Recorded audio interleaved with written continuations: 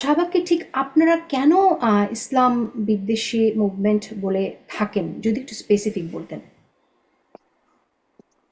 আসসালামু আলাইকুম রহমতুল্লাহ বরকাত। ধন্যবাদ আজকের এই আয়োজনের জন্য। বাংলাদেশে একটা বিতর্ক এখন চলতেছে শাপলা শাহবাগ। বিশেষ করে দর্শনের ঘটনা নিয়ে বামধারার কিছু সংগঠন এবং বিশেষ করে সাবেক শাহবাগ আন্দোলনের সাথে যারা যুক্ত ছিলেন, তারা মাঠে নেমেছিলেন এবং হঠাৎ করে তাদের যে আগে কালচারাল তাদের যে মুভমেন্ট ছিল এবং অনেকটা পরবর্তী যেটা পলিটিক্যাল রূপ ধারণ করে, তো তারা আবার নতুন করে ভিন্ন স্লোগানে তারা মাঠে আসছেন এবং এইভাবে চলমান রমজান মাসেই আমি তখন ওমরাতে ছিলাম।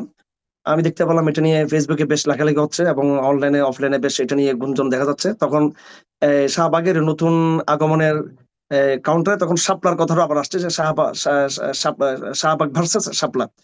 তো এখানে আপনি আমাকে জিজ্ঞেস করেছিলেন স্পেসিফিক কথা বলার জন্য যে শাহবাগকে কেন আমরা ইসলাম বিদ্বেষী মনে করি, তার স্পেসিফিক প্রমাণটা কি।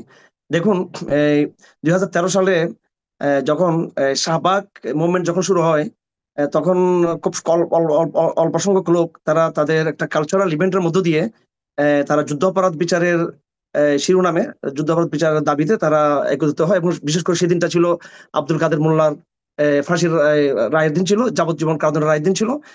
তারা বললেন যে এটাকে এই সর্বোচ্চ মৃত্যুদণ্ড, মানে যেটাকে ক্যাপিটাল পানিশমেন্ট বলা হয়, এই দাবিতে এই দাবি নিয়ে তারা মাঠে নেমেছিলেন। এখন আমরা বলি যে এই দাবিটা একটা রাজনৈতিক দাবি, ঠিক আছে, এটা একটা পলিটিক্যাল ব্যাপার ছিল। কিন্তু দেখুন, এই দাবি যারা করতেছিল এটা কিন্তু আওয়ামী লীগ বা অন্য কোনো রাজনৈতিক দলের ব্যানার ছিল না। এটা ছিল ঢাকাতে তথাকথিত কিছু ব্লগার এবং কিছু সোশ্যাল অ্যাক্টিভিটিস্ট এবং বিভিন্ন অনলাইনে যুক্ত ব্যক্তিবৃন্দ করে ছিল। এদের নামগুলো আপনাদের অনেক কাছে পরিচিত।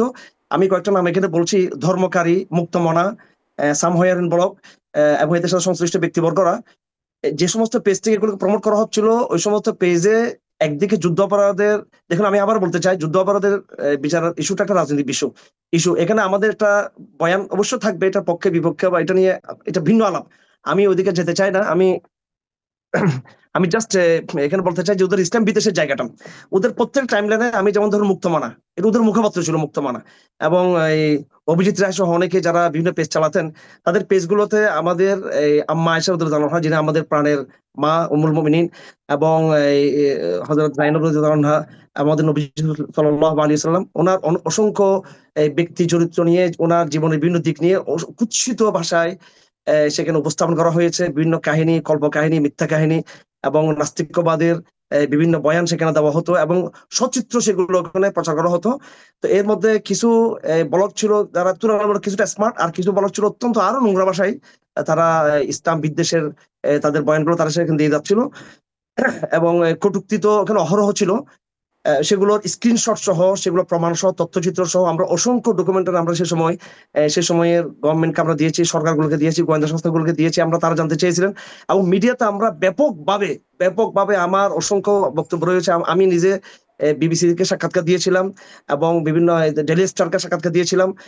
তখন আমি হেফাজত শিক্ষা সম্পাদক ছিলাম, বর্তমানে আমি যুগ্ম সম্পাদক হেফাজত ইসলামের। তো সে সময় এই বিষয়টা একদম প্রতিষ্ঠিত বাস্তবতা ছিল যে শাহবাগ এটা কোনো আসলে যতটা রাজনৈতিক মুভমেন্ট, তার চেয়ে এটা এমন একটা কালচারাল মুভমেন্ট, যে কালচারাল মুভমেন্টটা সরাসরি শুধু ইসলামকে তাত্ত্বিক জায়গা থেকে মোকাবেলা করছে না, বরং সেটা বিদ্বেষের ভাষায়, বিদ্বেষের নেগেটিভ নিয়ে তারা এখানে হাজির হয়েছিল। তার আমার এখানেই আমি তো আসলে আজকে ওমরা থেকে ফিরে আসছি। আমি একটা ডকুমেন্টারি বের করেছিলাম, শাহবাগ শাহবাগিজমের যে এই ইসলাম বিদ্বেষ। তারপরে আমি একটা ডকুমেন্টারি আমার এখানে, আমার অফিস, আমি যেখানে আছি এখানে আছে, এটা আমি শো করতে পারবো, এটা আমার কাছে রয়েছে এখানে। এগুলো আমরা সব হাজির করেছি জনগণের সামনে এবং আমরা সবার সামনে হাজির করেছি। একটা পর্যায়ে ইমরানের সরকার হেফাজত ইসলামের সাথে তারা জজ করতে চেয়েছিল এবং তারা স্বীকার করে নিয়েছিল প্রকারান্তরে যে ইসলাম বিদ্বেষে যে জায়গাটা আছে, তারা ওই জায়গা থেকে তারা ওইটা তারা বলতে চাচ্ছিল যে তারা আসলে ওই জায়গাতে তারা থাকবে না বা নাই, বা তারা ওইটার সাথে একটা সম্পর্ক চিহ্নের মধ্যে বিষয় তারা বলতে চাচ্ছিলেন। কিন্তু আমরা দেখতে পেয়েছি তাদের সমর্থিত বিভিন্ন অসংখ্য ব্লগ, অসংখ্য পোর্টাল এবং অসংখ্য ব্যক্তি এবং তাদের ফেসবুক আইডিতে ঠিকই তারা কিন্তু ইসলাম বিদ্বেষী বক্তব্য তারা দিয়ে যাচ্ছিল। একটা হলো জামাত ইসলামের বিরোধিতা করা রাজনৈতিক ভাবে, আর একটা হলো ইসলাম বিদ্বেষ। দুটো দুই জিনিস, জামাত ইসলামের বিরোধিতার বিষয়টা একটা রাজনৈতিক বিষয় থাকতে পারে, কিন্তু জামাত ইসলামের এই যুদ্ধাপরাধী বিচারকে কেন্দ্র করে তারা তাদের টাইমলাইনে যুক্ত ছিল এই ধর্মভিত্তিক রাজনীতি নিষিদ্ধ করা, একদম স্পষ্ট। এই যে আমি নাম নিচ্ছি, যেমন মুক্তমানা সাইডের একদম টাইমলাইনে তাদের স্লোগান ছিল ধর্মভিত্তিক রাজনীতি নিষিদ্ধ করা হোক, এবং তারা বিজ্ঞানকে সেখানে ব্যবহার করতো। আমি আপনাকে চমৎকার একটা কৌতুক একটা কথা বলি এখানে। চিটাঙের ডক্টর প্রফেসর জামাল নজরুল ইসলাম সাহেব, তিনি কেমব্রিজ ইউনিভার্সিটির তিনি টিচার ছিলেন, এবং স্টিফেন হকিং এর তিনি একসাথে তিনি কাজ করতেন, এবং স্টিফেন হকিং তিনি সিনিয়র ছিলেন। আহ, আমি একদিন দেখলাম এই সমস্ত ব্লগগুলো তারা ধর্মের বিরুদ্ধে বলতে গিয়ে তারা বিজ্ঞানকে প্রমোট করতেছিল, এবং সেখানে আপনার আইনস্টাইন সহ বিভিন্ন বিজ্ঞানীদের ছবি আসতেছিল। তো আমি একদিন দেখলাম সেখানে ডক্টর জামাল নজরুল ইসলাম সাহেবের ছবি।